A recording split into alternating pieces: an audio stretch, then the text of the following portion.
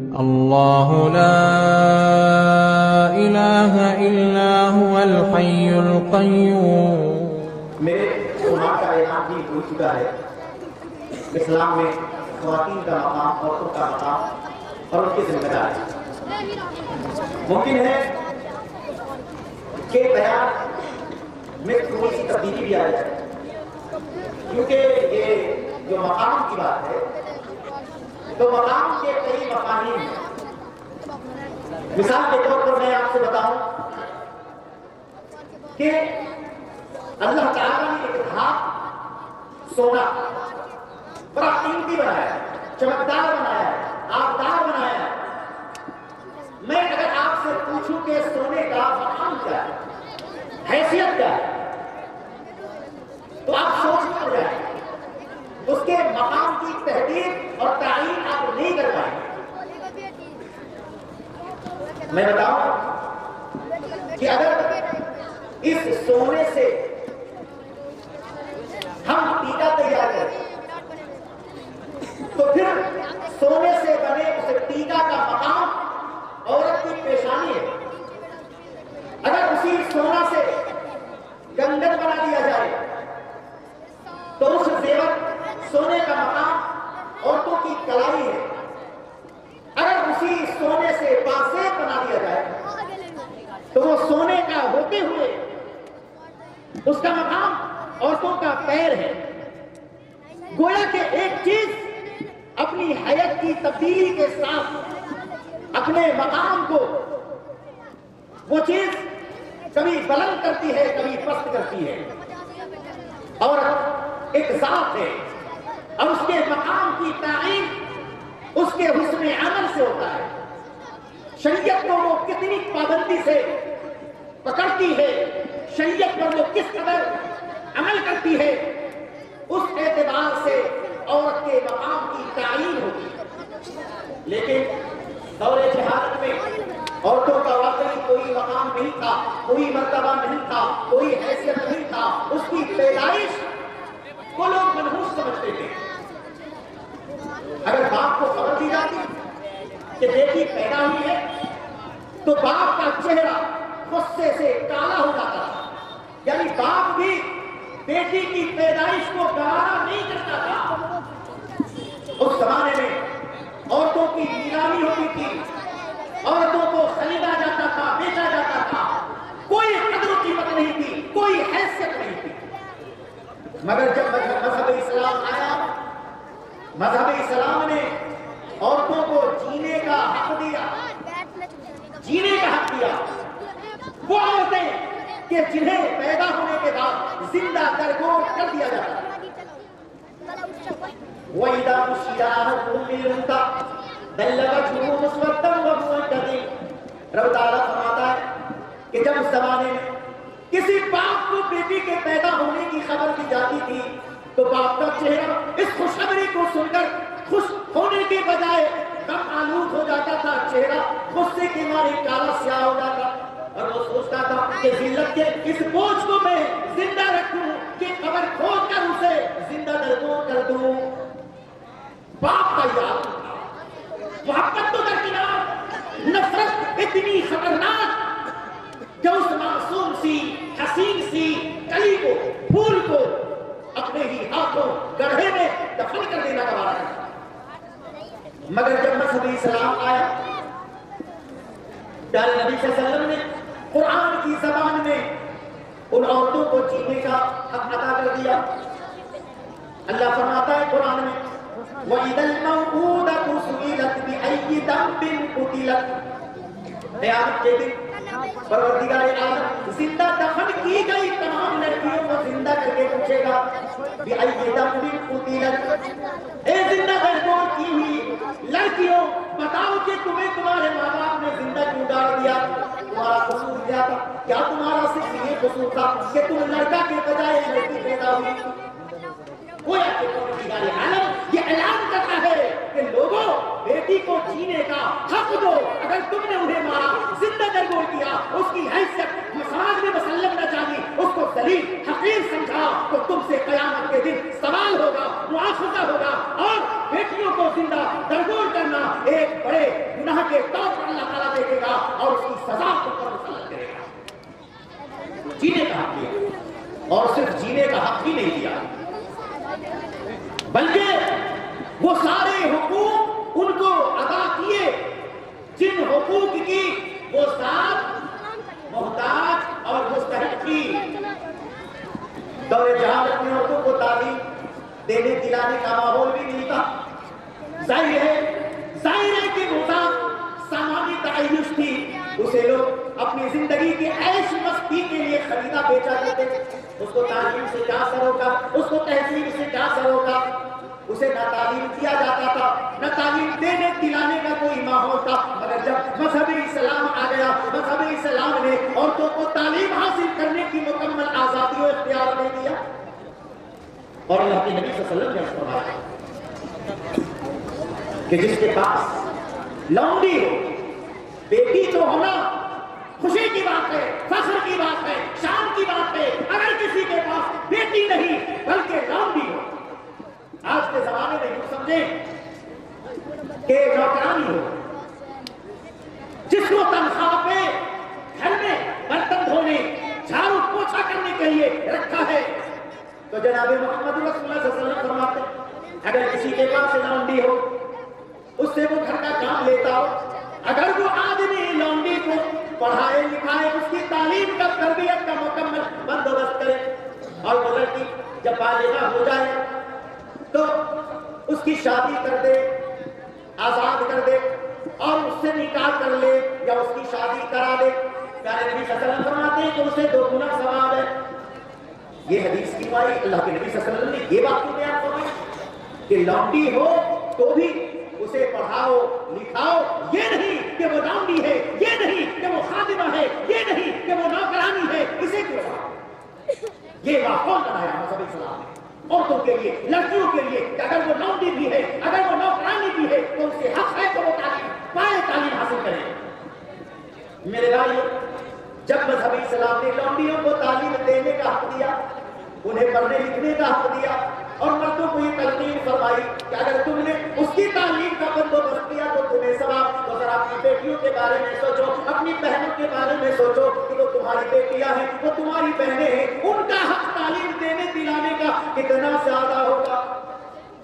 جو مذہب لونڈیوں کی تعلیم کا قائل ہو, ظاہر ہے وہ مذہب بیٹیوں کی تعلیم کا اس قدر تلقین کرتا ہوگا. تو بہرحال بیٹیوں کی تعلیم و تربیت, بہنوں کی تعلیم و تربیت بہت زیادہ ضروری ہے, اور یہ حق دیا مذہب اسلام نے. اما عائشہ صدیقہ رضی اللہ عنہا خاتون خالہ تھی, اللہ کے نبی صلی اللہ علیہ وسلم کی زوجہ محترمہ تھی. جب اللہ کے نبی صلی اللہ علیہ وسلم رحلت فرما گئے, وفات پا گئے, تو صحابہ کرام رضی اللہ عنہ اجمعین اما عائشہ صدیقہ رضی اللہ عنہا کے پاس جا کر اللہ کے نبی صلی اللہ علیہ وسلم کی حدیثیں سیکھتے تھے, مسائل دریافت کرتے تھے. گویا کہ اما عائشہ صدیقہ رضی اللہ عنہا ایک فقیہ تھی, محدث تھی. تو سوچئے کہ عورت ہو کر اللہ کے نبی صلی اللہ علیہ وسلم نے انہیں تعلیم کا حق نہ دیا ہوتا تو اللہ کے نبی صلی اللہ علیہ وسلم کی حدیث کا ایک بڑا ذخیرہ جو ان کے ذریعے سے ہم تک پہنچا ہے, ظاہر ہے وہ ذخیرہ ختم ہو جاتا, ختم ہو جاتا. عورتوں کو جینے کا حق دیا, عورتوں کو تعلیم کا حق دیا, عورتوں کے مقام کو بلند فرما دیا. اگر عورت لڑکی بیٹی کی شکل میں گھر میں پیدا ہو جائے, بیٹی کی شکل میں گھر میں پیدا ہو جائے, تو جناب محمد رسول اللہ صلی اللہ علیہ وسلم فرماتے ہیں کہ جس کے پاس 3 بیٹیاں پیدا ہو جائیں اور وہ اپنی تینوں بیٹی کی تعلیم و تربیت صحیح ڈھنگ سے کر دے, بالغ ہونے تک وہ اس کی شادی کر دے, اور شادی کرنے کے بعد بھی اس کی دیکھ بھال کرتا رہ جائے, اس کے حقوق کو ادا کرتا رہ جائے. اللہ کے نبی صلی اللہ علیہ وسلم نے ارشاد فرمایا کہ وہ انسان جنتی ہے, وہ آدمی جنتی ہے. کتنا بڑا مقام دیا اللہ کے نبی صلی اللہ علیہ وسلم کہ اگر وہ بیٹی ہے تو اس کی پرورش, اس کی تعلیم و تربیت والدین کے لیے جنت کی گارنٹی ہے, جنت کی ضمانت ہے. مذہب اسلام نے یہ تصور پیش کیا. دور جہالت کا یہ عالم تھا کہ باپ اپنی بیٹی کو زندہ گال دیا کرتا تھا, دورے اسلام نمودار ہوا تو باپ کی تمنا بڑھ گئی، ارمان بڑھ گئے کہ ایک نہیں 2 بیٹیاں اور پیدا ہو جائیں، کاش ہمارے پاس 3 بیٹیاں ہو جائے کہ ہمیں ڈائریکٹ جنت میں جانے کی سرٹیفکیٹ مل جائے۔ جناب محمد رسول اللہ علیہ وسلم ہمارے جن کی 3 بیٹیاں ہوں، وہ صحابہ کی موجود تھے جن کی 3 بیٹیاں نہیں تھی، 1 بیٹی تھی۔ عرض کیا ہے اللہ کے نبی اگر کسی کے پاس 1 ہی بیٹی ہے تو اس میں اس آدمی کا کیا قصور ہے؟ کیا 1 بیٹی والا جنت میں جائے گا کہ نہیں؟ 1 بیٹی کی پرورش تعلیم و تربیت سے جنت ملے گی کہ نہیں؟ اللہ کے نبی صلی اللہ علیہ وسلم نے فرمایا کہ ہاں، جس کی 1 ہی بیٹی ہو اور 1 بیٹی کی تعلیم و تربیت کا بندوبست کرے تو 1 بیٹی کی تعلیم و تربیت کے بدلے اسے جنت دی جائے گی۔ سوچئے اتنا بڑا مقام دیا عورتوں کو بیٹی کی شکل میں، باپ کے لیے وہ بیٹی جنت کا ٹکٹ ہے، راحت کا ٹکٹ ہے، آرام کا سامان ہے، اللہ کی طرف سے رحمت کا دروازہ ہے۔ ہم اپنی بیٹیوں کو لاڈ پیار سے پالیں، ان پر نظر شفقت رکھیں، ان کی دیکھ بھال کریں، ان کی تعلیم و تربیت کا بندوبست کریں۔ ہمارے اوپر ان کے تئیں بہت بڑی ذمہ داری آئی ہوتی ہے۔ اپنی بیٹیوں پر ہمیشہ نظر رکھیں، مشفقانہ نگاہ رکھیں اور تعلیم کا ایسا بندوبست کریں کہ آپ کی بیٹی عائشہ جیسی بنے، فاطمہ جیسی بنے، زینب جیسی بنے، کلثوم جیسی بنے، رقیہ جیسی بنے، ام سلمہ جیسی بنے، دیندار بنے، پاک باز بنے، ایماندار بنے، پردہ دار بنے، غیرت مند بنے۔ اگر آپ اپنی بیٹیوں کی اس طرح تربیت کا خیال کرتے ہیں تو آپ کی بیٹی صرف آپ کے لیے نہیں، ایک عظیم اور بڑے معاشرے کے لیے اصلاح و تربیت کا ذریعہ بنے گی۔ تو ظاہر ہے اس کا ثواب آپ کے نام اعمال میں جائے گا اور آپ کے درجات بلند ہوں گے، آپ کی مغفرت کا سامان ہوگا۔ تو اپنی بیٹیوں کی تعلیم و تربیت اچھے طرح سے کریں، ان کی تعلیم کے لیے ایسے ادارے کا انتخاب کریں جو ادارہ ان کے کیریکٹر کو بہتر بنا رہا ہے۔ ایسا نہ ہو جب انہیں ان اداروں میں ڈال دیں جہاں فحاشی بے حیائی کا مظاہرہ ہوتا ہو، جہاں اچھی تربیت کا بندوبست نہ ہو، جہاں ناچ گانے کی ٹریننگ دی جاتی ہو، جہاں بے پردگی سکھلایا جاتا ہے۔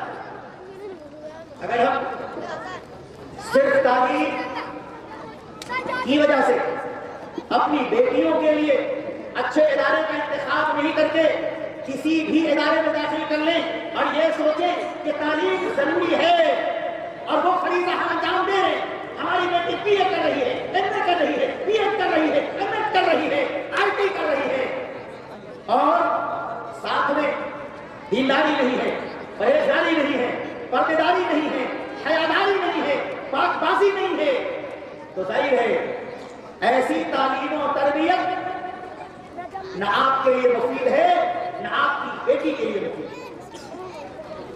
یہ تعلیم آپ کی بیٹی کی زندگی اور آخرت دونوں خراب کر دینے والی ہے۔ ارے اس تعلیم سے تو بہتر ہے تعلیم بنا کے رکھنا، گھر میں رکھ کر اس کی تربیت کرنا، یہ زیادہ افضل و بہتر تھا۔ کسی شاعر نے کہا کہ تعلیم عورتوں کو ضروری تو ہے مگر، تعلیم عورتوں کو ضروری تو ہے مگر خاتون خانہ ہو وہ سبھا کی پری نہ ہو۔ اور کسی شاعر نے کہا کہ تعلیم دختران سے یہ امید ہے ضرور، ناچے دلہن خوشی سے خود اپنی بارات میں۔ آج فیشن کا وہ زمانہ آ چکا ہے، ہم نے وہ تعلیم دی ہے کہ جس تعلیم نے ہماری بیٹیوں کی آنکھوں کی حیا چھین لی ہے، ان کی غیرت کی رضا چھین لی ہے، اور اپنی شادی میں خود مجرے کرنے لگ جاتی ہے، اپنی شادی میں خود ناچنے اور گانے لگ جاتی ہے۔ آج کے ماحول میں ہم یہ مظاہرہ دیکھ رہے ہیں، لہذا ہمارے اوپر لازم ہے کہ اپنی بیٹیوں کی ایسی تعلیم کا بندوبست کریں کہ جو تعلیم اس کی عزت و سرفرازی کا ذریعہ بنے، پاکبازی حیاداری کا ذریعہ بنے۔ تو اللہ کے نبی صلی اللہ علیہ وسلم نے فرمایا ایسا باپ جنتی باپ ہے، بلکہ ایک حدیث میں اللہ کے نبی صلی اللہ علیہ وسلم نے فرمایا کہ بیٹیوں کی اس طرح تربیت کرنے والا باپ جنت میں दोनों उंगलियां दिखाई, कहा जिस तरह इन दोनों उंगली के बीच में तीसरी कोई चीज नहीं है, डायरेक्ट वो और मैं जन्नत में एक साथ होंगे। इतनी बड़ी फजीलत बयान फरमाई। तो ये औरत साहब बेटी की शक्ल में उसका मकाम में बयान कर रहा था। अगर ये औरत कायनात में मां बनकर आती है तब क्या कहना है उसकी शान का और क्या बोलना है उसके मकाम पर। दुनिया में मां से ऊंचा रुतबा, मां से आला मकाम अल्लाह ने किसी हस्ती, किसी जात को दी ही नहीं। अल्लाह के नबी सल्लल्लाहु अलैहि वसल्लम से अबू हुरैरा रज़ियल्लाहु ताला अन्हु इरशाद फरमाते कि अल्लाह के नबी सल्लल्लाहु अलैहि वसल्लम के पास एक सहाबी तशरीफ ले आए। कहा अल्लाह के नबी, कायनात में मेरे लिए सबसे ज्यादा इज्जत का, हुस्न सुलूक का हकदार कौन है? अल्लाह के नबी, कायनात में लोग बहुत ज्यादा हैं, रिश्तेदारों की कमी नहीं है। अल्लाह के नबी, उन तमाम रिश्तेदारों में, तमाम लोगों में हुस्न सुलूक का सबसे ज्यादा हकदार कौन? अल्लाह के नबी सल्लल्लाहु अलैहि वसल्लम ने फरमाया, ऐ सवाल करने वाले सुन लो कि तुम्हारे तमाम रिश्तेदारों में सबसे ज्यादा हकदार तुम्हारे हुस्न सुलूक का तुम्हारी माँ है। सहाबी ने अर्ज़ किया, अल्लाह के नबी फिर कौन? अल्लाह के नबी ने कहा तेरी माँ। सहाबी ने अर्ज़ किया फिर कौन? अल्लाह के नबी सल्लल्लाहु अलैहि वसल्लम ने फरमाया फिर तेरी माँ। 3 बार सहाबी ने सवाल किया कौन? अल्लाह के नबी ने कहा तेरी माँ, तेरी माँ, तेरी माँ। 4थी बार जब सहाबी रसूल ने अर्ज़ फरमाया अल्लाह के रसूल सुम्मा मन, माँ के बाद कौन? तब अल्लाह के नबी सल्लल्लाहु अलैहि वसल्लम ने फरमाया तेरा बाप। सोचिए, बाप मर्द है, माँ औरत है, बाप से 3 गुना ज्यादा ऊंचा मकाम, ऊंचा मर्तबा, ऊंचा रुतबा अल्लाह ताला ने किसको दिया? माँ को दिया।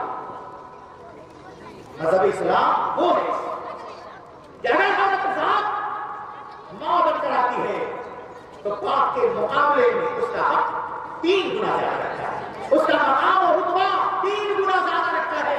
और उसका मतलब फजीलत शेख जनाब मौलाना अशरफ साहब फरसी मदनी हफिज़हुल्लाह से आपने सुना है कि माँ की नाफरमानी सबसे बड़ा गुनाह है, बाप की नाफरमानी भी गुनाह है, कोई शक नहीं। भाई बाप का कोई नाफरमान हो जन्नत में नहीं जाएगा, क्योंकि बाप जन्नत का औसत दरवाजा है। बाप जन्नत का दरवाजा है और माँ के पाँव के नीचे जन्नत है। आपने जन्नत हासिल कर ली, माँ को राजी कर लिया, माँ के काम काज कर दिए, माँ को मना लिया, माँ के हुकूक अदा कर लिए, आपको जन्नत मिल गई।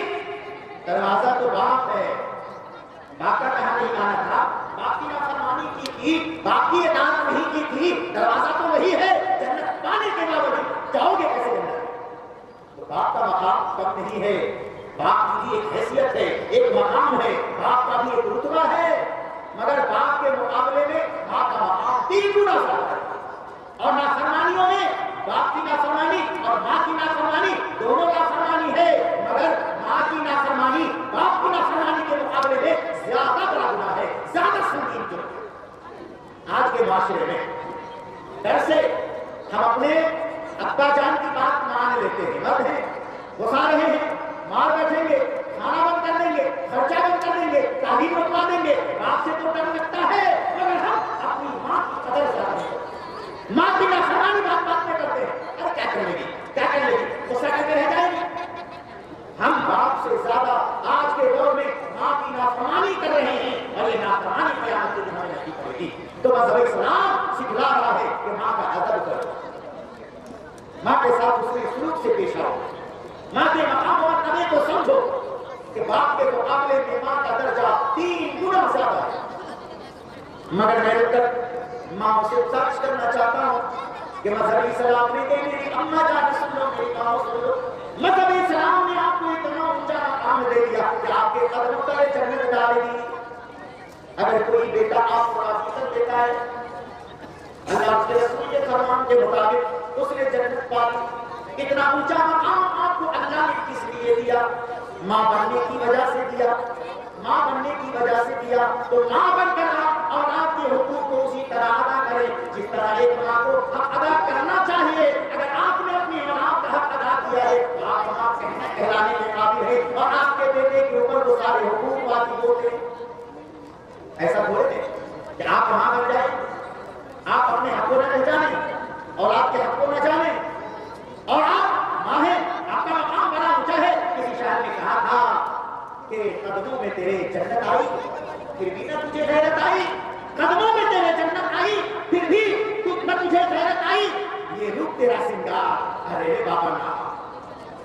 بہت مشہور گیت راہی مستوی نے سنایا تھا کبھی، ماں کے مقام کو ثابت بھی کیا، مگر آج کل کی ماں کے حالات سے دل برداشتہ ہو کر وہ بھی بیان کر دیا۔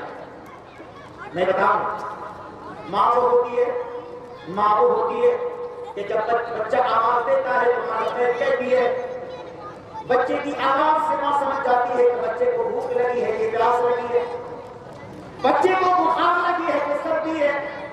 ماں کا مقام وہ ہے، اپنے بچے پر توجہ دیتی ہے، دھیان دیتی ہے، اگر وہ روتی ہے اس کے رونے کے انداز سے وہ سمجھ لیتی ہے کہ میرے پیارے لگتے جگر کو بھوک لگی ہے کہ پیاس لگی ہے، اور ماں فوراً اس کے انتظام میں چپ جایا کرتی تھی۔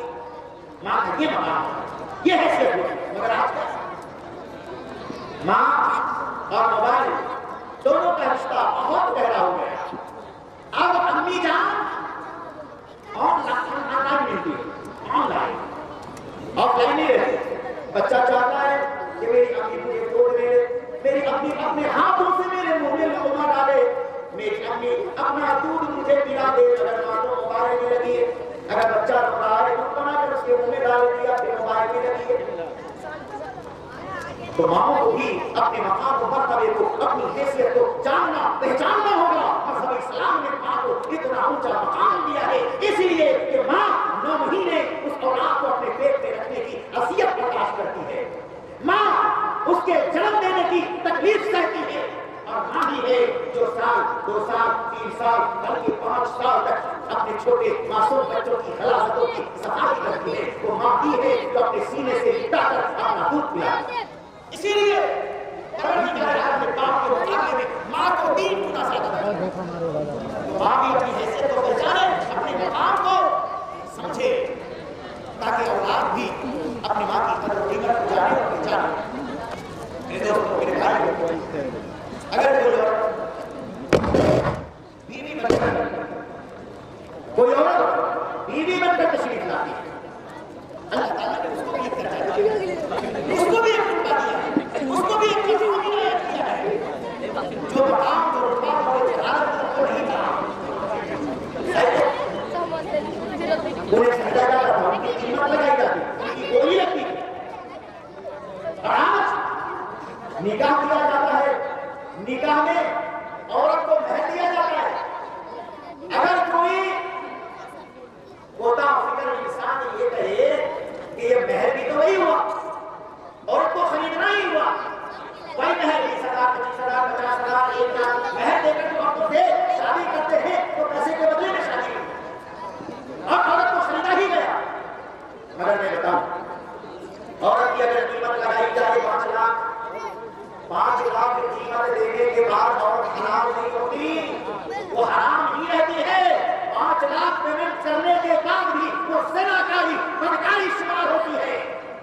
اگر مہر کم سے کم بھی متعین کیا جائے تو اس کی ادائیگی کے بعد عورت حلال کر دی جاتی ہے۔ تو یہ مہر عورت کا ایک حق تھا جو مذہب اسلام نے دیا، اور اس عورت کو مرد کے لیے اس کے ذریعے سے حلال کر دیا۔ اللہ تعالیٰ مردوں سے عرض فرماتا ہے، اے لوگوں، جب نکاح کیا کرو اپنی بیوی کو اس کا مہر، اس کی مہر دے دیا کر، مہر مثل دے دیا، مہر دے کر نکاح کرو۔ اور جناب محمد رسول اللہ صلی اللہ علیہ وسلم نے ارشاد فرمایا کہ جو لوگ بغیر مہر کی شادی کر لیتے ہیں اور مہر دینے کا تصور بھی نہیں رکھتا، مہر دینا بھی نہیں چاہتا، اور یہ سوچتا ہے کہ مرنے لگوں گا تو معاف کروا لوں گا، تو جو بنا مہر کے شادی کرتا ہے اور مہر دینے کی نیت بھی نہیں رکھتا تو اس کی جو اولادیں ہوتی ہے وہ ناجائز اولاد ہوتی ہے، کیونکہ عورت مہر کے بدلے میں حلال ہوتی ہے۔ نکاح کرنے والے نے مہر کو متعین کیا، مگر اس جس رقم سے عورت حلال ہوتی ہے وہ رقم جو عورت کا حق تھا اس نے وہ حق دیا ہی نہیں، عورت حلال ہوئی نہیں۔ اس لیے اللہ تعالیٰ نے اپنے مہر کو واجب قرار دیا، فرض قرار دیا، تاکہ لوگ جو شادی کرے تو مہر دے کے جائیں۔ ڈاکٹر کا اور عورتوں کے لیے اللہ تعالیٰ نے مردوں کی طرح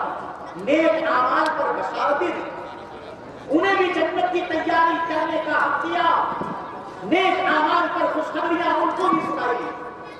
حج میں عورتوں کو ساتھ رکھنے کی تلقین کی گئی تو عمرہ عورتوں کے لیے جائز بنایا گیا، مسجد میں آنا ان کے لیے جائز رکھا گیا، روزے، نماز، دین کے سارے امور میں عورتوں کو برابر کا شریک قرار دیا۔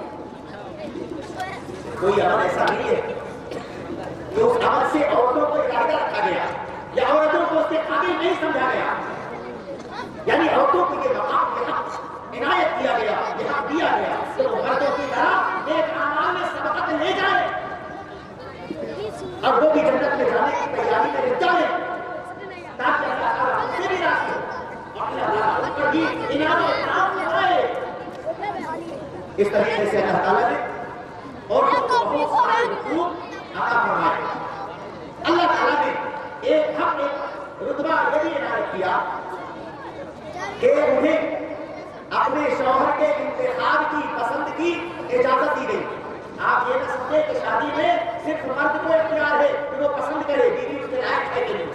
یہی حق عورتوں کو بھی اللہ تعالیٰ نے دیا، لڑکیوں کو بھی اللہ تعالیٰ نے دیا۔ اگر وہ ناپسند کرے اور نکاح کے لیے رضامند نہ ہو تو یہ شادی نہیں ہو سکتی۔ عورتوں کو حق دیا۔ اللہ کے نبی صلی اللہ علیہ وسلم نے ارشاد فرمایا کہ اگر لڑکی کنواری ہے تو اس سے اجازت لی جائے گی، نکاح کی اجازت لی جائے گی۔ اگر وہ اجازت دے تو نکاح جائز اور اجازت نہ دے تو اسے مجبور کوئی نہیں کر سکتا، یہ حق دیا اس کو۔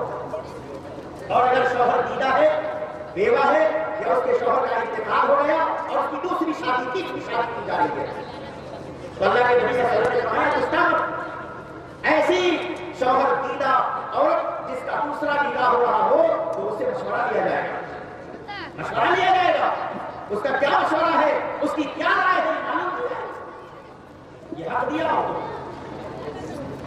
اور اسی طرح ایک مسئلے میں عورتوں کو بااختیار بنایا گیا۔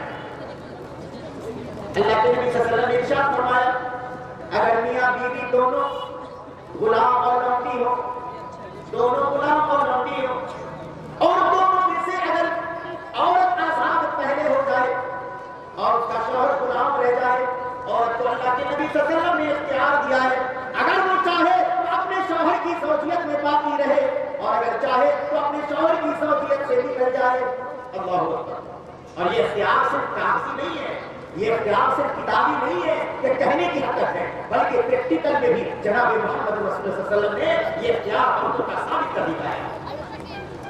حضرت بریرہ اور ان کے شوہر حضرت مغیث، حضرت بریرہ نہایت خوبصورت لمبی تھی، ان کے شوہر حضرت مغیث حد سے زیادہ کالے پلوٹے غلام تھے، دونوں کی شادی ہو چکی تھی، دونوں میاں بیوی کی حیثیت سے زندگی بسر کرتے تھے، بیوی لونڈی اور شوہر غلام تھا، تب تک دونوں زوجیت میں تھے۔ لیکن ایسا ہوا کہ حضرت بریرہ کو خرید کر آزاد کر دیا گیا۔ حضرت بریرہ جب آزاد ہو گئی اور ان کا شوہر مغیث ابھی بھی غلام تھا، قانون شریعت کے مطابق حضرت بریرہ کو مکمل اختیار دیا گیا کہ اگر تو چاہے اپنے شوہر مغیث کی زوجیت میں رہ جا اور اگر تو چاہے تو اپنے شوہر کی زوجیت سے نکل جا۔ یہ اختیار کا مسئلہ آیا اور صحیح بات تو یہ تھی کہ خاتون اگر بہت خوبصورت ہو تو وہ بھی چاہتی ہے کہ میرا شوہر بھی میری طرح حسین، جمیل، خوبصورت۔ وہاں مجبوری تھی، دونوں لونڈی غلام تھے، اس لیے زوجیت میں تھے۔ اب جب آزاد ہو گئی ان کو اختیار دی گیا تو ان کی خواہش تھی کہ میں دوسرا نکاح کروں، خوبصورت شوہر تلاش کروں۔ یہ جان کر، یہ سن کر ان کے شوہر مغیث کو رونا آتا تھا، بہت روتے تھے اور لوگوں کے پاس جا جا کر گڑگڑاتے تھے۔ جناب محمد رسول اللہ کے پاس سفارشی کو بھیجا، اے لوگوں، میں اپنی بیوی بریرہ سے بہت پیار کرتا ہوں، بڑی محبت کرتا ہوں، میں نہیں چاہتا کہ میری زوجیت سے وہ نکل جائے۔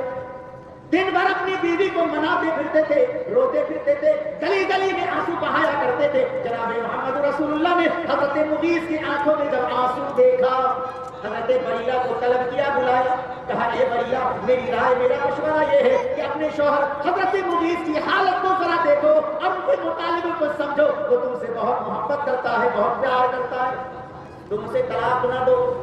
اس سے خلا نہ لو، اس سے جدائی کا راستہ نہ اختیار کرو، اس کی زوجیت اختیار کر لو۔ یہ کس کا مشورہ ہے؟ امام الانبیاء کا مشورہ ہے، امام الانبیاء کا مشورہ ہے۔ اللہ کے نبی صلی اللہ علیہ وسلم کی اگر نافرمانی ہو گئی تو وہ آدمی کبھی جنت میں نہیں جا سکتا، بلکہ وہ مسلمان ہوگا ہی نہیں۔ حضرت بریرہ کے لیے ایک مسئلہ پوچھ لیا، اے اللہ کے نبی صلی اللہ علیہ وسلم، آپ جو کہتے ہیں کہ مغیث مجھ سے پیار کرتا ہے، اے بریرہ مغیث کی محبت قبول کر لو، اس کی زوجیت اختیار کر لو، یہ کہنا آپ کا حکم ہے یا مشورہ؟ آپ کا حکم ہے سراخ، میں نافرمانی نہیں کر سکتی، میں گنہگار نہیں بننا چاہتی، میں دین سے نکلنا نہیں چاہتی، اگر آپ کا حکم ہے سراخ ہو کر۔ اللہ کے نبی صلی اللہ علیہ وسلم نے فرمایا، اے بریرہ میں حکم کیسے کر دوں جبکہ اللہ نے تمہیں اختیار دیا ہے، یہ میرا مشورہ ہے۔ حضرت بریرہ نے کہا، اے اللہ کے نبی تب آپ کے مشورے کی مجھے ضرورت نہیں ہے۔ اللہ اکبر۔ جناب محمد رسول اللہ کو کہا مجھے آپ کا مشورہ نہیں چاہیے۔ اختیار ایسا دیا اللہ کے نبی صلی اللہ علیہ وسلم نے کہ اللہ کے نبی نے بھی سمجھایا حضرت بریرہ کو، لیکن اختیار دیا تھا تو انہوں نے اپنے اختیار کے مطابق فیصلہ کیا اور حضرت مغیث سے خلا لے الگ ہو گئی۔ تو یہ عورتوں کو اختیار دیا، یہ مقام عورتوں کو دیا، کسی مذہب میں یہ مقام عورتوں کو نہیں ملا، اتنی چھوٹ اتنا اختیار کسی مذہب نے عورت کو نہیں دیا جو مذہب اسلام نے دیا۔ اب میں چاہتا ہوں کہ خواتین کو ان کی ذمہ داریوں کا احساس بھی دلانا چاہیے۔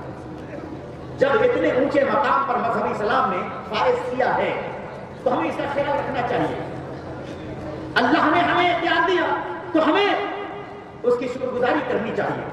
لہذا مسلم عورتوں کو چاہیے کہ اللہ کی عبادت میں کوئی کوتاہی نہ کریں، اللہ کی اطاعت میں غفلت نہ برتیں، روزہ نماز کی پابندی کریں، قرآن کی تلاوت کا حق ادا کریں، ذکر و اذکار میں لگی رہیں، اپنے بال بچوں کی صحیح پرورش اور صحیح تربیت میں لگی رہیں، اپنے شوہر کے حقوق جو ان پر واجب ہیں ان کو ادا کریں، یہ ان پر وہ حق ہے، اپنے حق کو وہ سمجھیں اور ادا کرنے کی کوشش کریں۔ اگر آپ اپنے حق ادا کریں گی تو آپ کا فائدہ ہے۔ اللہ کے نبی صلی اللہ علیہ وسلم نے ایک بیوی کو جناب محمد رسول اللہ صلی اللہ علیہ وسلم نے کیا فرمایا کہ بیوی پر حق یہ ہے کہ اگر شوہر بلائے تو وہ آ جائے، اگرچہ روٹی توے پر چڑھی ہو، اب بیوی روٹی بنا رہی ہے، شوہر نے آواز دے دیا تو بیوی کو یہ اختیار نہیں ہے کہ وہ یہ کہے کہ روٹی پک جائے تو میں آتی ہوں، بلکہ روٹی توے پر جلتی چھوڑ دے اور اپنے شوہر کی بات مانے، فوراً وہاں جائے، شوہر سے اجازت لے کہ روٹی توے پر چڑھی ہے جل جائے گی، کیا میں اسے تیار کر لوں پھر آؤں، شوہر سے اجازت لے۔ جناب محمد رسول اللہ صلی اللہ علیہ وسلم فرماتے ہیں اگر کوئی عورت نفلی روزہ رکھنا چاہے اپنے شوہر سے اجازت لے لے، اگر اس کی رائے اس کا مشورہ ہو تو روزہ رکھے ورنہ روزہ نہ رکھے۔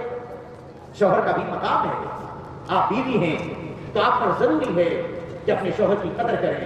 اللہ کے نبی صلی اللہ علیہ وسلم عورتوں کے لیے فرماتے ہیں کہ اگر کوئی عورت صلت خمسہا 5 وقت کی نمازیں ادا کرتی ہو، وصامت شہرہا اور رمضان مبارک کے روزے رکھتی ہو، وَأَحْسَنَتْ فَرْجَهَا اور شرمگاہ کی حفاظت کرتی ہو، وَأَطَاعَتْ بَعْلَهَا اور اپنے شوہر کی بات مانتی ہو، فَلْتَدْخُلْ مِنْ أَيِّ أَبْوَابِ الْجَنَّةِ شَاءَتْ تو وہ عورت جنت کے جس دروازے سے جنت میں جانا چاہتی ہے چلی جائے گی۔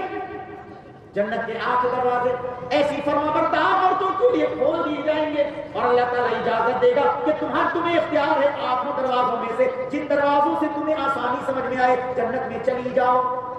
4 کام، نماز 5 وقت کی، رمضان کے روزے، شرمگاہ کی حفاظت، شوہر کی اطاعت، یہ 4 کام عورتوں کی بڑی ذمہ داریوں میں سے۔ اگر یہ 4 کام عورتیں لگن سے مگن ہو کر کرتی ہیں تو ایسی خواتین جنت میں جانے والی ہیں۔ اور اللہ کے نبی صلی اللہ علیہ وسلم نے ان عورتوں کے بارے میں ایک ذہنیت یہ بنائی، فرمایا الدنیا کلھا متاع وخیر متاع الدنیا المرأة الصالحہ۔ اللہ اکبر۔ اے میری ماں بہنوں، نبی پر قربان جاؤ، نبی پر قربان جاؤ۔ ایسی پیاری حدیث تمہارے بارے میں ارشاد فرمائی ہے، وہ مقام، وہ مرتبہ، وہ عزت تمہیں عطا کیا ہے۔ اللہ کے نبی صلی اللہ علیہ وسلم ارشاد فرماتے ہیں الدنیا کلھا متاع، دنیا کی ہر ایک چیز فائدہ مند پونجی ہے، سامان ہے، فائدے کا سامان ہے. دنیا کی ہر چیز فائدے کا سامان ہے. یہ سورج، یہ چاند، یہ ستارے، آسمان، یہ زمین، یہ پہاڑ، یہ دریا، یہ سمندر، ساری چیزیں، پیڑ پودے، جڑی بوٹیاں، تتلیاں، چونٹیاں، ہر ایک چیز فائدے کی چیزیں. زمین سے نکلنے والا پانی، زمین کے اندر مدفون خزانہ، وہ سوپ، وہ لوہا، وہ ابرک، وہ کاسا، وہ پیتل، ساری چیزیں. اب دنیا کلھا متاع. اے لوگوں، دنیا میں جتنی چیزیں ہیں یہ کام کی اللہ نے بنائی، فائدے کی چیزیں بنائی. ہر ایک چیز سے انسان کو فائدہ پہنچتا ہے. وخیر متاع الدنیا المرأة الصالحہ. اور دنیا کی سب سے قیمتی چیز نیک وقت عورت ہے. سونے سے زیادہ قیمتی، چاندی سے زیادہ قیمتی، ہیرے سے زیادہ قیمتی، زمین سے زیادہ قیمتی، آسمان سے زیادہ قیمتی، سورج سے زیادہ قیمتی، چاند سے زیادہ قیمتی، ہر چیز سے زیادہ قیمتی، ہر چیز سے بہتر سامان. اللہ کے نبی فرماتے ہیں نیک وقت عورت ہے. عورت اگر نیک وقت ہو جائے تو اللہ کے نبی صلی اللہ علیہ وسلم فرماتے ہیں اس سے اچھی دنیا میں کوئی چیز ہو ہی نہیں سکتی.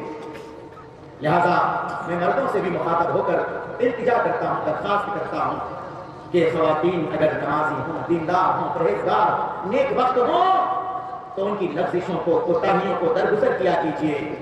اور آپ ایسی بیوی پانے پر فخر کیجیے، فخر کیجیے، ناز کیجیے کہ آپ کو دنیا کی سب سے بہترین چیز ملی ہے.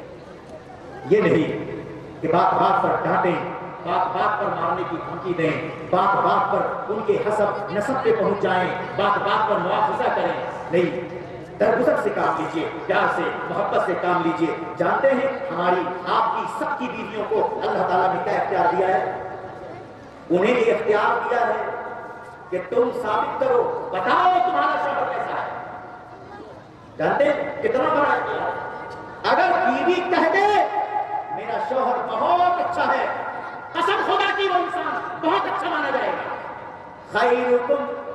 خیرکم لأہلہ.